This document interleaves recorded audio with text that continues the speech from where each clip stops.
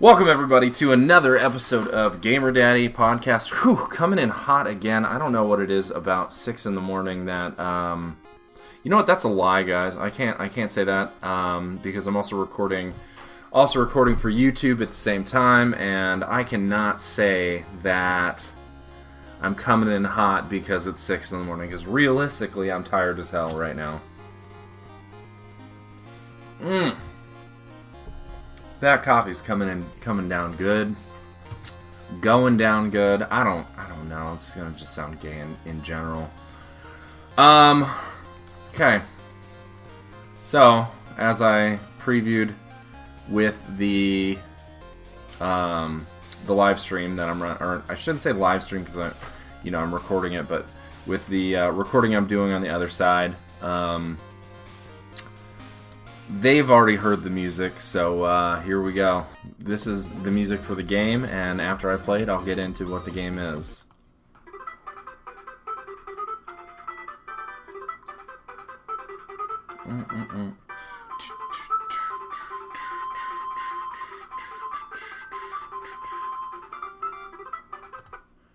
So if you didn't know, that is Kirby's Dream Land for the Game Boy. Kirby's Dream Land is a platform game developed by HAL Laboratories and published by Nintendo for the Game Boy.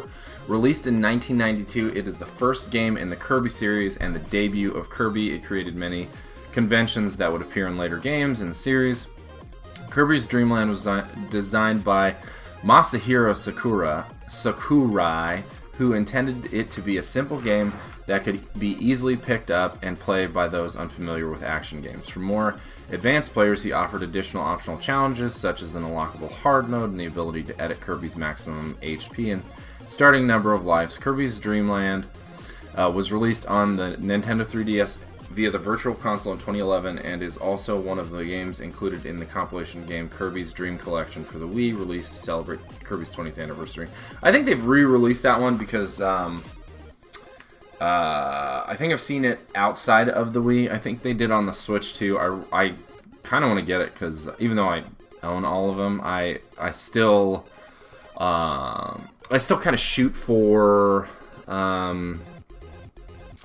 being able to play it on a newer system because they update stuff and make things look a little more fresh, introduce color, blah blah blah. Well, I guess if you're gonna do Game Boy, they don't really introduce color that much.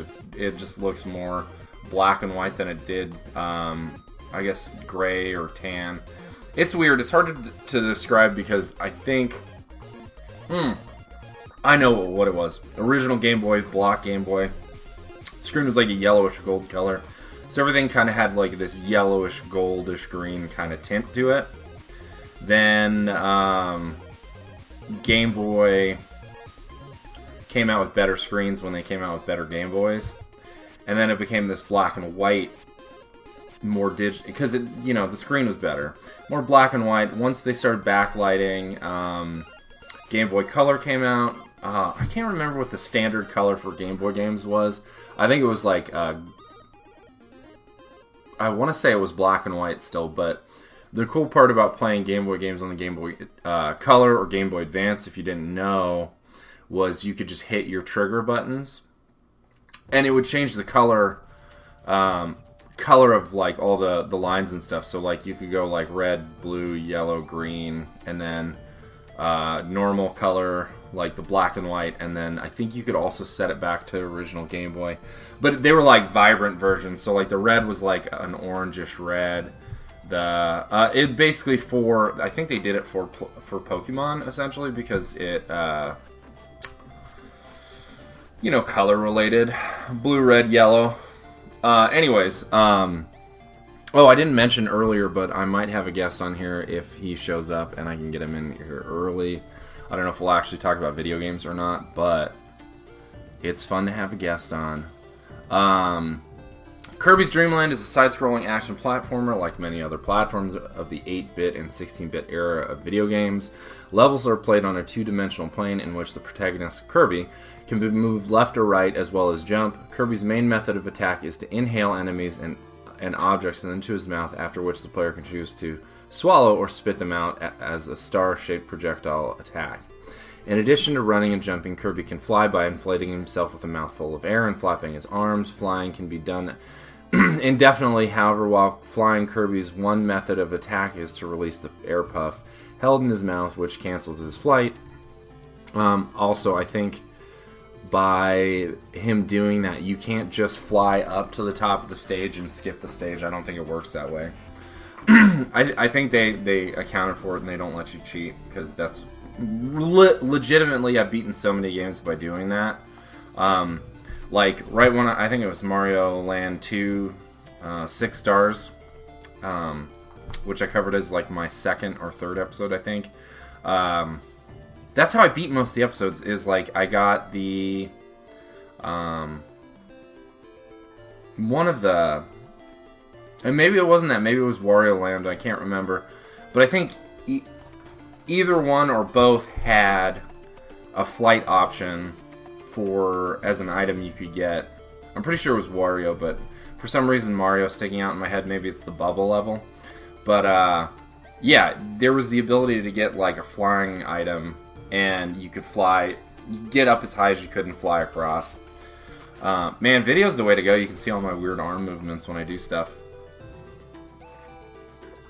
Also, just so everyone knows, this is the first game I ever tried to speedrun, next to Legend of Zelda Link's Awakening. That game will be coming out at some point soon. I need to compile a list after I'm done with this episode so that I keep saying that to people when they ask me what's going on with the podcast. I'm just glad 6 o'clock on Wednesday works. But I need to compile a list of everything that I've beat and played, so that I can use those as an asset too, so I'm not going back and playing them unless I absolutely need to. The game consists of a total of 5 levels. Levels are made up of a series of large rooms connected by doors that lead Kirby to different areas rather than the single continuous corridor typical of platformers at the time. Some of these doors lead to hidden areas or alternative pathways through the level. The doors act as a checkpoint, returning the player to the beginning of the room should they die, rather than starting the level over. The goal of the game is to clear the level by defeating the boss at the end. If Kirby touches an enemy or a dangerous object, he loses 1 or more of his health. Kirby has 6 health, depending on the enemy or obstacles he touched. If all of his health is lost, or he falls into a bottomless pit, obviously, the player loses a life. Losing all lives results in a game over. Kirby can recover lost health by eating food found across the stage. Unlike the copy abilities of later games, Kirby's Dream Land has more traditional power-ups that offer Kirby temporary abilities which he can pick when he picks them up. Although they are not a big part of the gameplay, these often appear in the forms of food, such as spicy curry that gives Kirby fire breath, or mint leaf, sweet potato in the Japanese version, lets Kirby fire air... Wait. Spicy curry and gives Kirby fire breath, or mint leaf, sweet potatoes in the Japanese version. That lets Kirby fire air puffs rapidly without losing flight.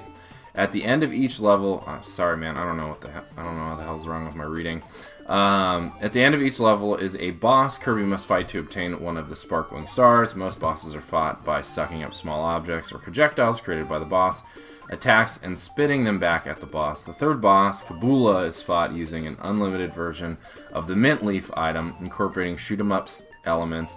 The last level before the final boss consists of Boss Rush, where Kirby must fight all the the game's bosses, again going through a short area based on the boss's home level. There are also many mini-bosses during the levels. Like many 1980s era platformers, the player can accumulate points by defeating enemies and collecting items, with an extra life granted when the player has enough points. However, because Kirby's Dream Land lacks a save function, scores are not recorded. Also, there are no save files, so the player has to start over again when the Gameboy is turned off. If the player chooses to return to the title screen after game over, or if the player resets the game, once the game has been completed, a code is offered to the player to play an optional extra game in which the difficulty is significantly increased. Completing the extra game offered a second code that lets the player adjust lives and vitality settings to play an easier or even harder game and listen to music and sound effects freely. I don't know if that's what I did I don't know if the reason my speedrunning time was getting so thrown out. I played the game. I must have played this game like 35 or 40 times in a row because it was such a quick game to beat. You always started at the beginning. I never used any of the codes, but I wonder if that's why. That's why I played it so much, and I wonder if that's why it was so hard later on. Is because it's playing EX mode. Man, brings back a lot of memories about this game. Or no, I'm sorry. It brings back a lot of reminiscent of Mega Man, like the later Mega Mans, where you boss rush every boss before you fight the last boss. Which that reminds me, I have a couple Mega Man games I do need to play, and I also need to talk about, by far, one of my favorite two Mega Man games, and that's ZX and ZX Advent. And then also the Battle Network series. I've wanted to get into them. I've played the first and second one, but it's something that I need to get into. So it'll be happening more and more frequently, just so you know. We're going to get into the plot a little bit, but I'm going to have to say goodbye to everybody on the video because if I didn't, it's bad marketing. I had to take a little bit of a break there because I needed to cut the YouTube out. So this is the point where the YouTube ends and the actual podcast begins, where the organic podcast, the way it's supposed to be, goes. But I do have a ton of fun on YouTube, and it's kind of scary because it kind of puts you in the studio, which I really don't have a studio, but it puts you in here and lets you know my secrets. I need to see if... Nope, not here yet. Okay. I don't even know if this guy's going to come in and do this, but we'll see. So, like I said, let's get into the plot. Kirby's Dream Land is set in the fictional country of Dreamland, located on a tiny star-shaped planet far, far away from Earth. The Dreamlanders are a very peaceful and carefree people that use their magical sparkling stars to play and work among the heavens. One night, under the cover of darkness, the gluttonous King Dedede and his minions swoop down from his castle on Mount Dedede and steal all the food in Dreamland, as well as the sparkling stars used to obtain more food. The next morning, as the residents are discussing what to do, a spry little boy named Kirby steps forward and volunteers to retrieve the food and stars and stop Dedede. You know what's weird? For a chewed up piece of bubblegum that has red tennis shoes that can both spit and swallow. These games are really, really good.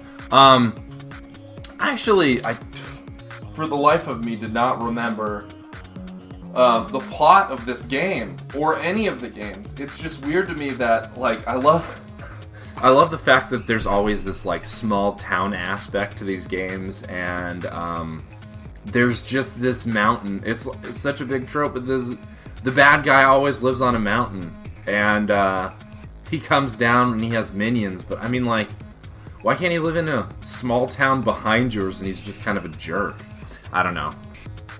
It does give a good aesthetic. It's kind of a... man, my words are lost today, but it's kind of funny to me that they do that.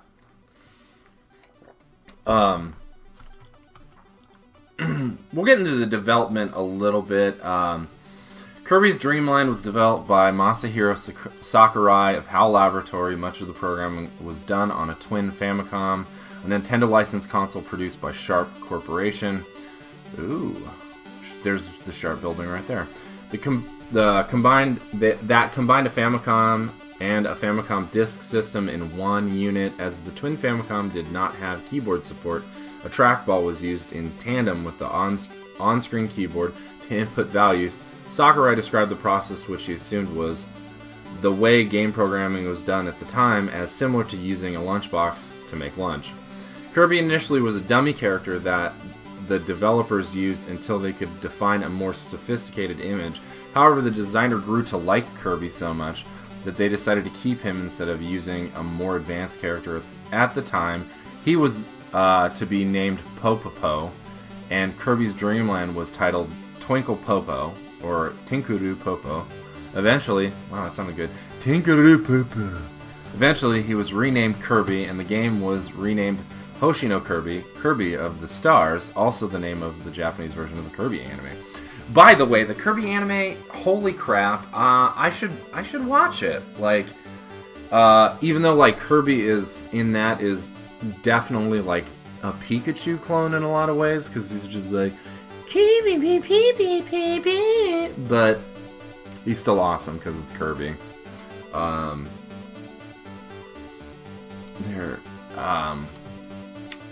But yeah, I need to watch it because I have no idea what it's about. I assume it's, I mean, it obviously DD comes to Earth, but that's all I really know.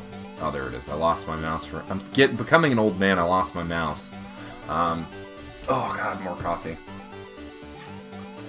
During the development of what was referred to as Twinkle Popo, there was some initial confusion over the color scheme of Popo/Kirby. Sakurai had always intended him to be pink, and the concept art reflects this, but Kirby was not pink in the game itself, as the Game Boy system had a monochrome display. I need to remember that. Other members of the development team were unaware of Kirby's coloration. In particular, Shigeru Miyamoto initially thought that he was yellow. Although pink is still Kirby's main color, later games have used a yellow Kirby to represent the second player in multiplayer. When Kirby of the Stars was released in Japan, it featured a pink Kirby. However, Nintendo of America designed the North American box art and advertised with a white Kirby based on the game's grayscale visuals. That makes so much sense. The music was composed by Jun Ishikawa, which I should have in here because I'm going to be playing some more of the music and using it a lot. All rights reserved to Nintendo, HAL Laboratories, specifically my man over here, Jun Ishikawa. He has been a regular composer in the Kirby series. His most recent work was on Kirby Star Allies in 2018. I think it's a beat-em-up. Is 2018's platform video game developed by HAL Laboratories and published by Nintendo for the Nintendo Switch. The 16th mainline installment of the Kirby series. The player controls Kirby in his quest to prevent a priest named Highness from revive. Okay, so it's an adventure game. I should check that out. In 2018, certain songs were also reused in the Super Smash Bros. Series as the background music of the Dreamland stage in Super Smash Bros. And the Green stage in Super Smash Bros. Melee. Apparently Kirby got really good reception. Game Rankings gave it a 62%. All games gave it 4 stars. I'm gonna give my review now for it because, like, legitimately, I played this game so much, loved it.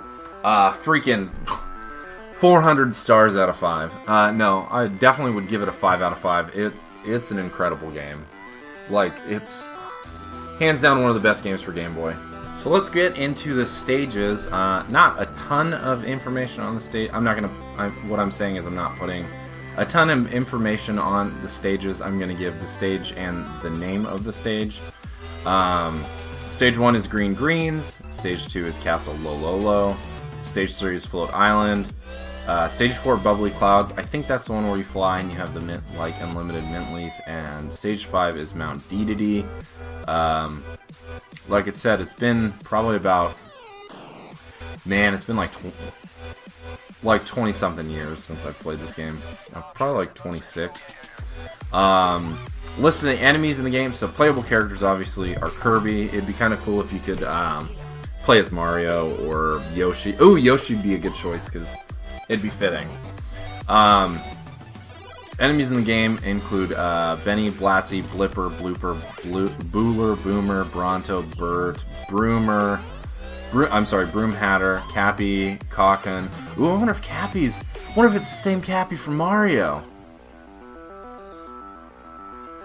Oh no, he's a mushroom. See what Benny looks like.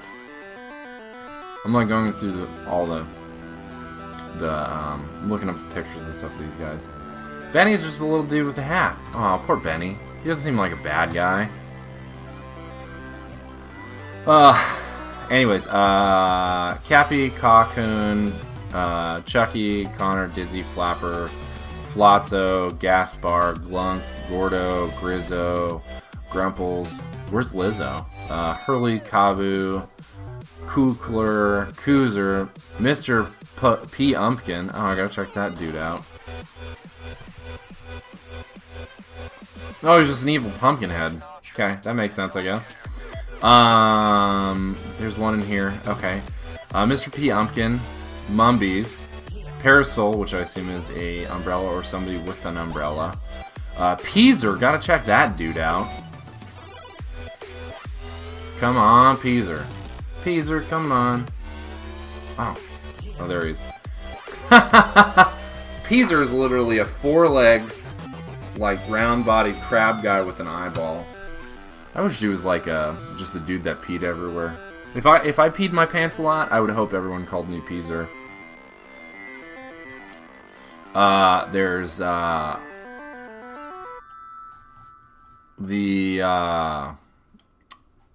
Poppy Bros Jr., Puffy, Scarfy, Shotzo, Sir Kibble, Sculler, Squishy, Tukey, Twizzy, Two-Face. Is it Two-Face from Batman? Nope. He's just a mad-face guy. Waddle Dee. Gotta check that out. Oh, those are those normal guys. This is a cute little orangish red guys. Waddle Doo, I would assume, is his, like, bro. Whiskers and Whizzer. Okay, let's look into the mid-bosses. There's Poppy Bros Sr. Gonna load that up. Hi, Kirby, want a bomb sandwich? Poppy Bros. He'd be like, hi, Kirby, want a bomb sandwich? Seems to be pretty, a mid-boss in a lot of Kirby games. In 8 of them. And then you get a copy ability in 4 of the games. Poppy Bros Sr., also known as Poppy Bros Sr., is a semi-reoccurring mid-boss in the Kirby series that resembles a jester and hops back and forth throwing bombs. He is often said to be Poppy Bros Jr.'s older brother. Kirby must inhale and spit his bombs back to defeat him. Depending on the game, Poppy Bros Sr. gives either the crash or the bomb ability. Not in this game because there was no ability changing list. Next mid-boss is Low Low Low. I think I'm going to start calling my dog Low. So there's Low Low Low and La La La. One's a pink, like a blue orb that I guess is a boy, and La La La is the pink orb that has hands and feet and a yellow bow tie. Lola Lo and La La La, or Fo Lolo and Fa La La in the English dub of Kirby Right Back Atcha, are longtime bosses in the Kirby series. In the anime Kirby Right Back Atcha, the two serve as Kirby's friends and allies. Their relationship with each other is not stated. In the game, Lolo and La La La originated from Lolo and La La characters from an earlier HAL game on the MSX computer called Eggerland Mysteries, which would later grow into a short-lived series. I think I've played that.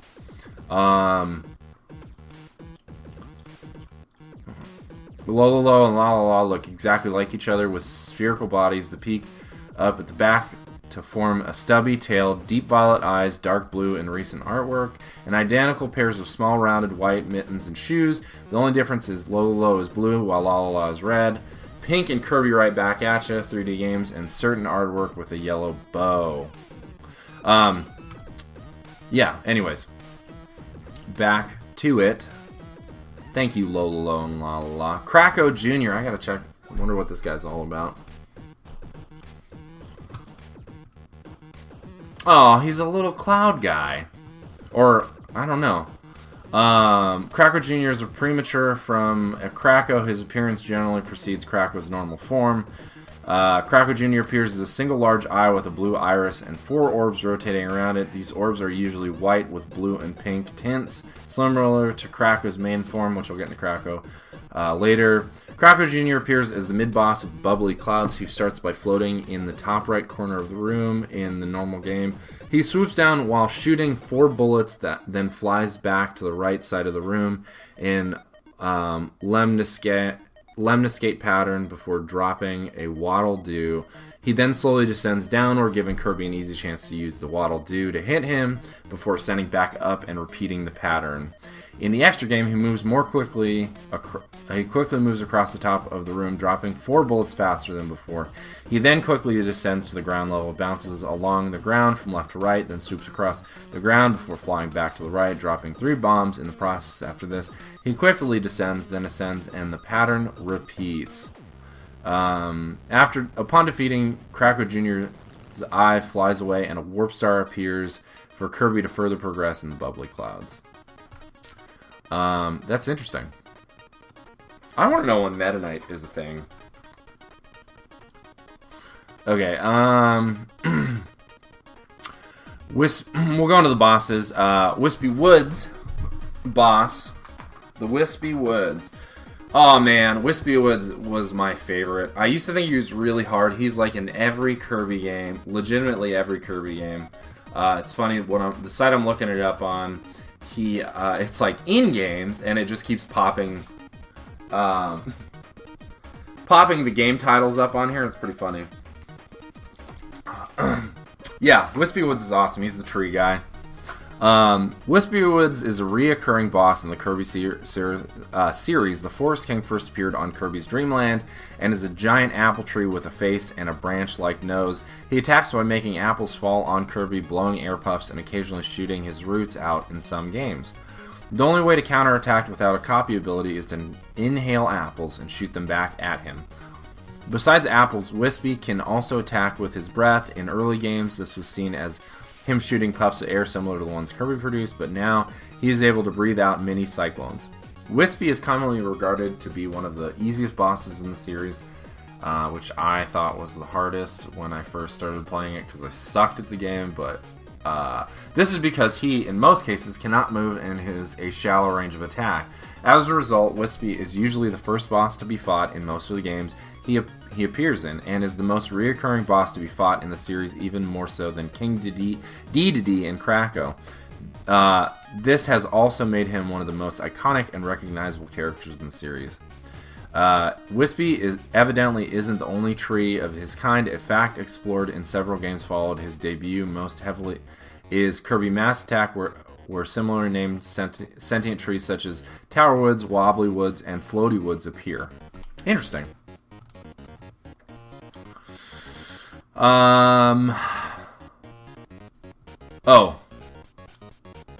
Oops. I guess the mini boss you fight Lola, and then the boss you fight Lola.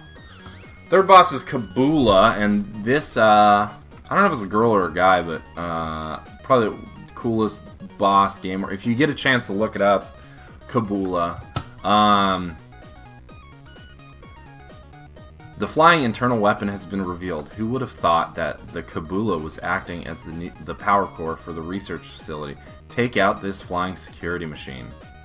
Kabula, spelled K-A-B-O-O-L-A in Kirby's Dream Land, is King Dedede's personal aircraft. She first appears as a boss in Kirby's Dream Land and then made a minor appearance as once again a boss in Kirby Block Ball. Nearly a decade later, Kabula made her re-debut in the series as a boss in Revenge of the King. In the game Kirby Super Star Ultra, an updated version of Kabula is a boss in Kirby Planet Robobot, known as Core Kabula. Kabula has arguably had the most radical redesign in the series. She first appeared as a yellow blimp with a Shotzo underneath her. She also has a strange pink eye like hexagon on her. She would keep the design in Kirby's Block Ball, however she would have 2 Shotzos mounted on her side instead of 1 on her underscale. Kabula's first appearance was in Kirby's Dream Land, and as a normal blimp with a cannon, she is one of the servants Dedede trusts to guard one of the sparkling stars. The battle against Kabula at the end of the Float Island fully takes place in air. Kabula, who has 2 more health bars than other bosses, shoots flurries of bullets and dashes at Kirby in In advance to the battle, Kirby swallows a special mint leaf which allows him to spit unlimited air puffs at Kabula. Kirby simply has to shoot the air puffs at her to win, but she is constantly moving around, making the battle much more difficult. Interesting. Sorry, my reading is slowing down. I need to drink some more coffee. I am super tired. Oh my god. I don't know what happened, but like literally halfway through podcasting here, my eyes just were just like, buh. So I think I'm going to call this definitely Kirby in Dreamland. Oh man. Am I in Dreamland? I'm so tired. Next boss is Kracko. I hope he's not a crackhead. So we explored Kracko Jr. earlier. Kracko is a reoccurring boss character from the Kirby series, literally been in all of them. He has in one form or another appeared as a boss in every Kirby platform to date, with the exception of Kirby 64, Crystal Shard, and Kirby Return to Dreamland. Kracko is most often fought in his iconic full form that closely resembles a puffy cumulus cloud, but is sometimes encountered in his premature form known as Kracko Jr. Kracko appears to have legions of monsters, usually similarly cycloptic creatures, supporting him. All of the enemies he has summoned are Waddle-Doo, Starman, Flapper, Kracko, Gordo, Flamer, Twister, and Chili. Kracko is often fought high up in the clouds as he draws clouds around his eye to form a body. This manual from Kirby's Dreamland describes Kracko as a lightning-fast foe. So he must do the same crap his son does, but very fast. Ooh, man, this was my favorite fight in the game. I thought this one was harder than Wispy Woods when I got to it. King Dedede fight, probably the best fight in the game. King Dedede, also written as King DDD, or King Day. Just kidding, it's not written like that. In older games, is Kirby's arch rival in Nintendo and HAL Laboratories' long-running Kirby video game series.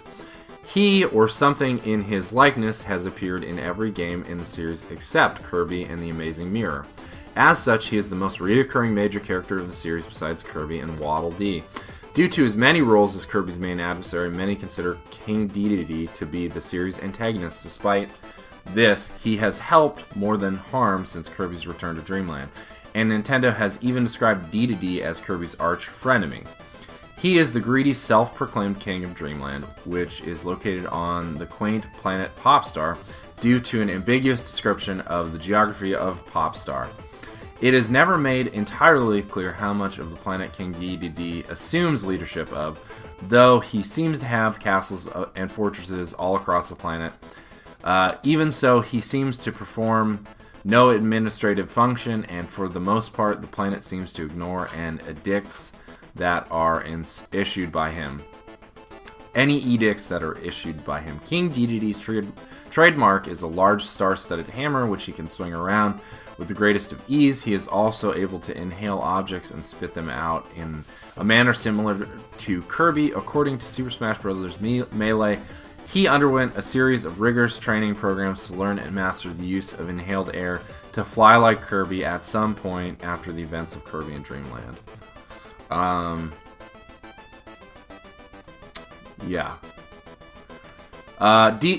He was probably my favorite boss to fight. I think in Dreamland, you're like in a wrestling ring.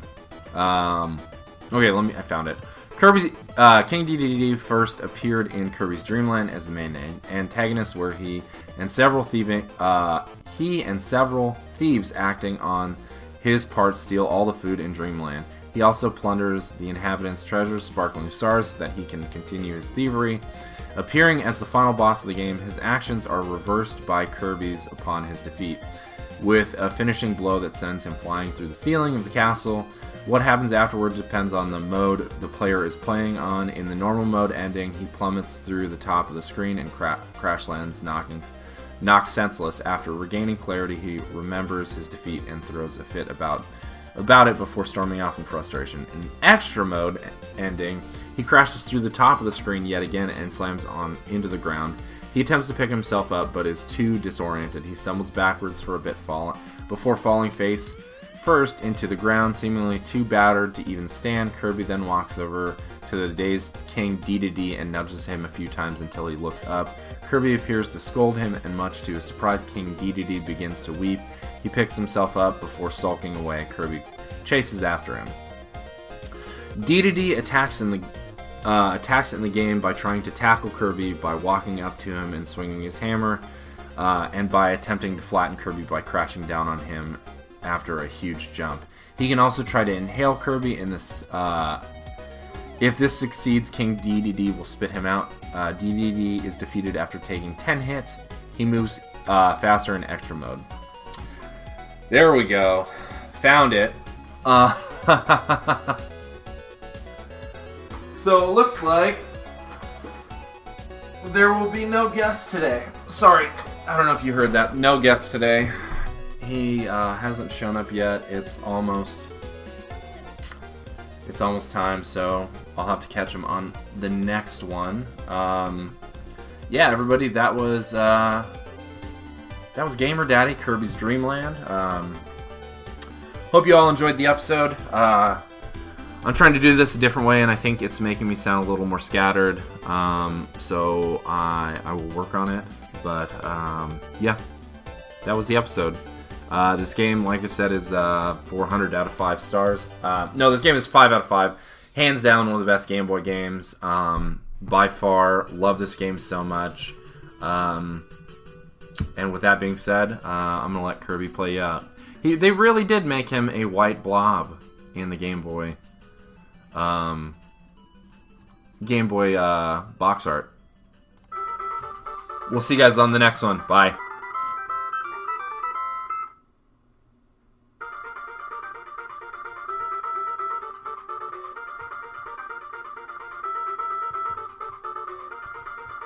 Thanks for listening. Rate and review us on whatever platform you listen to this podcast. If you want to say hi or have a suggestion for a future episode, you can reach me at gamerdaddypod@gmail.com. All feedback is welcome. The intro theme is Cascade by Cubby, and the outro is A Story to Tell by Sonatics. Thanks for listening, and we'll see you on the next Gamer Daddy. And, by the way, to clear this up, I'm the host, not Josh.